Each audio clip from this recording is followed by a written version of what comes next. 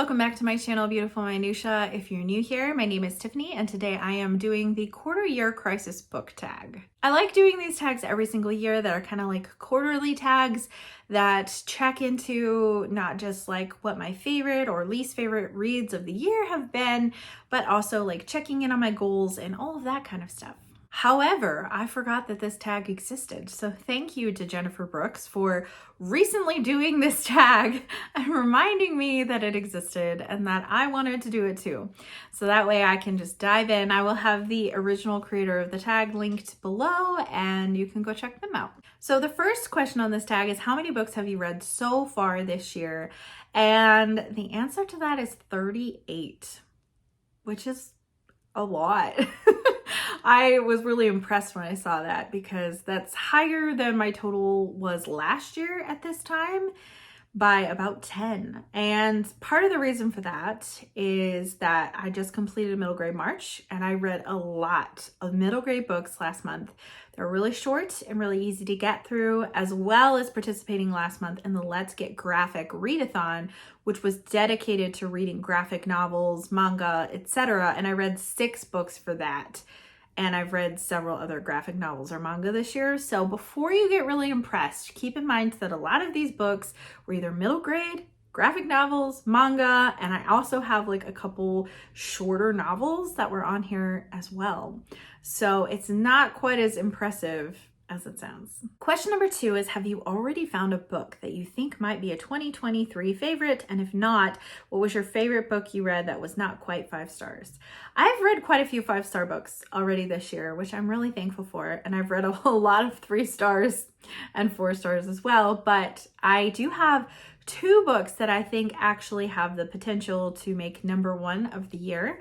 One of those is Demons by Dostoevsky, which I actually started in December of last year, and it was a readathon that was December, January, and February. I just posted a video not that long ago that was a review of that book, so I will leave that linked so that way you can go check that out if you want to, and it's got more information on the book and what it's about and what to expect when you're reading it, as well as a spoilery section where I discuss some of the themes that I found extremely meaningful to me. But I loved this book more than I was expecting to, actually. It ended up being very fast-paced for Dostoevsky for me. It was very unputdownable, especially like the last 2/3 of the book was just very like, oh my gosh, because you spend so much of the book shrouded in mystery and uncertainty, and it's a while before you get those answers, but the way that they're kind of like slowly teased out just has you just flipping those pages trying to figure out what's happening. The other book is one that I just finished at the very, very end of March, and that's Royal Assassin by Robin Hobb. Last year, my #1 book of the year was Assassin's Apprentice, which is the first book in the Farseer trilogy. Royal Assassin is book 2. So wouldn't it be funny if book 2 made it as my favorite book of the year this year? I don't know. Planning to read book 3 fairly soon. So hopefully that will, I don't know if that will top Royal Assassin or not. We'll just have to see. I'm not really sure. I don't know if Royal Assassin taps Assassin's Apprentice either. I don't know. But those so far are my 2 favorite books. And it's funny because they're similar lengths. Actually, I think Royal Assassin is longer. I think Royal Assassin's closer to 800 pages and Demons was like over 600, but closer to 700. So they're both really big books and both ones that I felt like had characters that I was really invested in and plots that were really invested in. Pretty sure both of them made me cry at various points, and yeah, like I just loved them both. Question number 3 is, any 1-star books or the least favorite book of the year so far? I actually don't have any 1-star books yet this year, which is great. I'm really glad for that. I have a couple of 2-star books. I have, I think, a couple of DNFs. One of the DNFs that I DNF'd in March might be one of my least favorites of the year, but I didn't actually finish it. That's Gone with the Wind by Margaret Mitchell. It just was not a very enjoyable reading experience for me. Although I do feel like her writing is really good and her storytelling is really good. But I was just so annoyed with the characters the whole time. I just wanted to punch them. I was just like, why? Why? So I don't know if you can count that though, because I didn't actually finish it. Out of the books that I finished for the year, I think my two least favorites so far have been Inspector Cadaver by Georges Simenon, and this is a mystery book that is translated from the French. And not only was the mystery itself very lackluster, but the sleuthing part of it was really weird, because the guy who is the inspector like walks around most of the time being like, I don't know what's happening. I don't know what to do. I don't know what's going on. And then all of a sudden he gets like this almost like lightning bolt of inspiration, and he's like, I know everything now. And you're like, what? This is not how this works. So there was that. And then the writing was just super strange. Like the descriptions and some of the stuff was just really weird. But I'm willing to chalk that potentially up to the fact that it is translated from the French, and maybe the translator did not do a good job. But that was definitely not a favorite. And then my other least favorite so far for this year is The Tiger Rising by Kate DiCamillo. And that was unfortunate. That's an unfortunate book for me, because I really love Kate DiCamillo, but I don't love The Tiger Rising. There are so many things about it that I found really just odd. Part of the issue is that the book is incredibly short, and so everything felt really rushed and the characters didn't feel well fleshed out. So I just wasn't really believing a lot of the grief that's being tackled and the subject matter that's being tackled, and the symbolism is so heavy in this book, which is weird because it feels like it's too convoluted for kids to like really fully get the symbolism. But then like the things that are actually being symbolized by the tiger and other things, the ending seems to shoot that symbolism right in the foot. And you're like, well, then how does that mean that? Yeah. So those are my two least favorites that I've completed so far. Question number 4 is, what are the most read genres so far this year? And middle grade is for sure up there, which obviously within middle grade, there's a spectrum. I've read a lot of middle grade fantasy. I've read some middle grade historical fiction, some contemporary, some graphic novels. So there's a lot of different like things within middle grade that I've read, but I've read 19 middle grade so far this year, encompassing all of those, which is definitely the highest, but obviously that's divided into separate other genres. And then I've read 10 classics so far this year. So I would say that those are for sure my two biggest genres. That's 29 books out of the 38 books that I've read. So there's only 9 other books I've read this year that either are not a middle grade or a classic. So those, I'm coming in strong with those genres this year. Question number 5 is, what's a book that surprised you? Surprise can mean either good or bad, obviously. And I'm actually gonna go with good in this case. As you may know, if you have been watching my channel for any length of time, you might be aware that I have a read or rid project where I choose a set amount of books off of my shelf every year that either have been sitting there for a really long time, or I just feel like, why do I even have this? Do I even want to read this? And then I go through and I read those books, and if I don't complete them by the end of the year, I have to get rid of them. And so I've read several of those books so far already this year, and I go into those with pretty low expectations because I haven't picked them up yet for a reason, because I'm not as interested in them. So I did read in February, I think, The Silver Bowl, which is by Diane Stanley. Diane Stanley has written some absolutely amazing biographies for children. They're picture book biographies.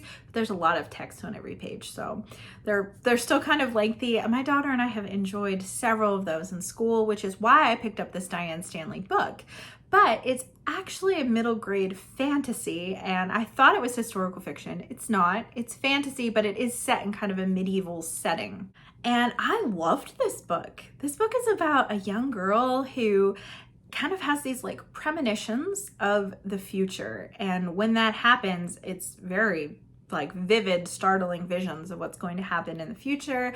And her dad decides once that happens that he doesn't really want her near anymore, so he sends her off to the castle to work as a scullery maid.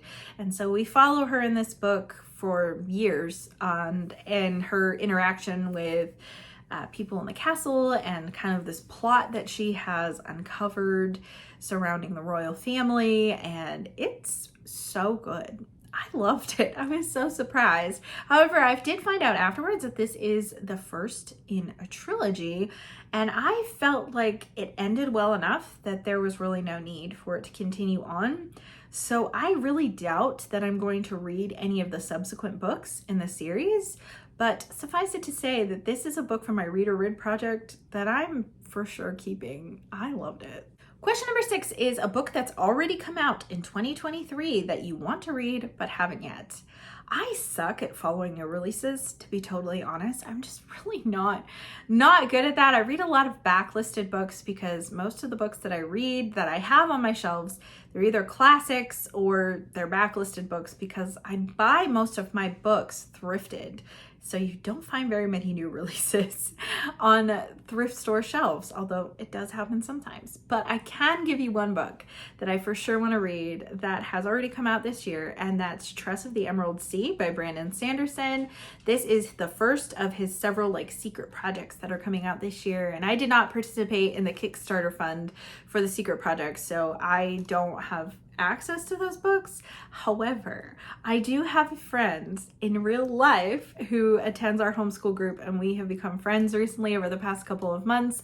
We like a lot of the same books, and she bought Tress for her daughter, and her daughter's in the middle of some other books, so she is loaning it to me, so I will be able to read it pretty soon. It came out as a secret project in January, and I can't remember exactly when the book itself like released to the general public. I feel like maybe it was in March, but there's been buzz surrounding it for a little while, and I'm excited that I will actually be able to read it hopefully fairly soon. Question number 7 is, what is one goal you have made for 2023 that you are succeeding at? I really should have reviewed all of my goals before this, so I'm kind of going off of memory here, but one of my things that I wanted to do is I wanted to start a Patreon, and I wanted to host a readathon. And so I feel like I'm doing okay on the Patreon front. My patrons may say otherwise in the comments, but I am really enjoying having a Patreon and just kind of forming a closer connection with the people who are part of that Patreon. We have, so far at the time of filming this video, we have had one group read, and then we've had like on the off months, we meet together and discuss what our favorite book of the month was. We've had 2 of those Zoom calls already, and we're getting ready to start our second buddy read, and we have some reading challenges that we do like a couple times a month, and that's super fun. And I'm just like really enjoying just the interaction that's happening. And we just had a bookmark swap as well too, which is really fun. So I just mailed out my bookmarks like the day before filming this. So yeah, that's super fun. And then the readathon goal, if you saw the video that I posted yesterday, I just announced my readathon, which is happening next month in May. So I'll link that video in case you didn't see it, so that way you can see it. But yeah, I'm really excited because that's another goal that is coming together. Question number 8 is, what is one goal you made for 2023 that you need to focus on? I need to focus on not scheduling 30,000 buddy reads because I'm not doing great at that. So far it's worked out okay. I have not been burnt out on buddy reads or anything like that. But my thing is that I have buddy read FOMO, and I want to read all the books with all the people. And so when someone's reading a book that I'm remotely interested in, I'm like, yes, let's do it. Let's do it. Who cares if I already have like 3-4 buddy reads scheduled this month? Let's do it. And so I don't think I've had any buddy reads that I've like backed out of or anything like that. But I will say that like March was a very overwhelming month for me. I think I ended up having, I don't even know, a lot of buddy reads scheduled, a lot. And so every month I have had many, and my goal was to cap it off at like 2 or 3. And as I'm looking at my planner, I had 5 buddy reads in January, and I had 3 in February and 6 in March. So not great. I have quite a few in April as well. 6 in April as well. So I don't have nearly as many scheduled for May. I only have a couple scheduled for May. And I just need to keep it that way because I don't want to get to the point where I feel overwhelmed and I feel like I just can't keep up. And I've had trouble keeping up with some of my buddy reads. Definitely behind in a couple of them. So sorry to Stephanie with Middlemarch. And Kate, sorry guys, that's the one that I'm really behind on. But I love reading with people, and this is one of my favorite things about my channel and having a channel and being part of this community. So it's like no regrets at the same time. I just don't want to get to a point where I feel so burnt out, and I don't feel that way yet, but I have felt kind of overwhelmed.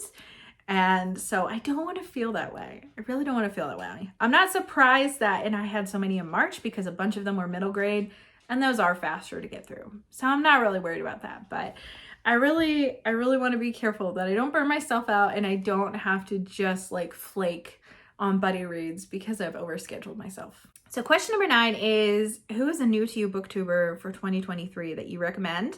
And it says new to you, so I don't think it has to be a channel that was started in 2023. One of these channels that I'm going to mention is, and the other ones were definitely not started this year, I don't think, but were started last year or earlier than that. But they're new to me. So the first one is actually the newest subscription that I have, and that's Kellyanne Mitchell. And I did not realize that Kellyanne had a channel, because she'd commented on some of my videos and I didn't realize that she had a channel. And I'm so excited to have found her channel because I've actually sort of met on a Zoom call. I've chatted with Kelly because we both participated in Christy Lewis from Dostoevsky and Space's Short Classics for Charity book club when she did a read along of The Silver Chair. And we were both on that Zoom call, and I just loved hearing Kelly's thoughts. It was so great. She's really, really, really sweet, and she's been reading some great books. She just finished Les Mis and loved it. So obviously she's my people. She reads lots of classics, and I think she reads quite a bit of fantasy as well.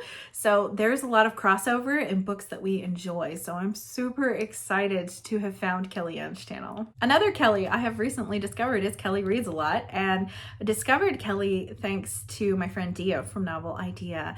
And I love Kelly. She is so sweet. She reads pretty widely. She reads a lot of middle grade. I think she reads quite a bit of fantasy as well. I think she reads more YA than I do. So I enjoy hearing her thoughts on books that I've thought about picking up but haven't yet. And she reads classics as well. So she's really, really sweet. She's also a fellow homeschool mama, which is really fun as well. And the last new booktuber that I want to recommend actually is new to BookTube. And I've mentioned her several times, but that is Whitney Drew. Whitney just started her channel, I think in either January or February. I know Whitney in real life, which is so fun. She actually attends our homeschool group. And so that is how I met her. And I kind of found out that we were reading some of the similar books. She absolutely loves fantasy. And so we're currently reading Words of Radiance by Brandon Sanderson together. And she has let me borrow some books and I loaned her a book.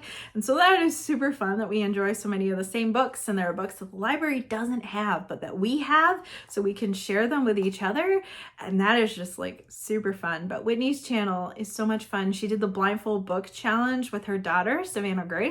And that is such a fun video. She just did a video recommending short books that you can read within a day to help you bust out of a reading slump, which is such a fun video. But love Whitney's content, and she is just a wonderful human being. So if you are not subscribed to Kellyanne Mitchell, Kelly Reads a Lot, or Whitney Drew, do yourself a favor and subscribe to all three. They're all amazing. Potentially I'm supposed to tag some people, but I don't know who has already done this tag or who hasn't, or who has filmed it and is planning to do it. So if you've not done this tag and you would like to kind of do a quarterly update on your goals and your reading, please consider yourself tagged. And if you don't have a channel or you don't want to do the tag and would just like to answer some of the questions, please do that in the comments below. You can tell me, what are some of your favorite books you've read so far, and maybe some least favorite books as well. Have you had a 1-star book yet? Because I haven't. So I hope you haven't either. I hope you have had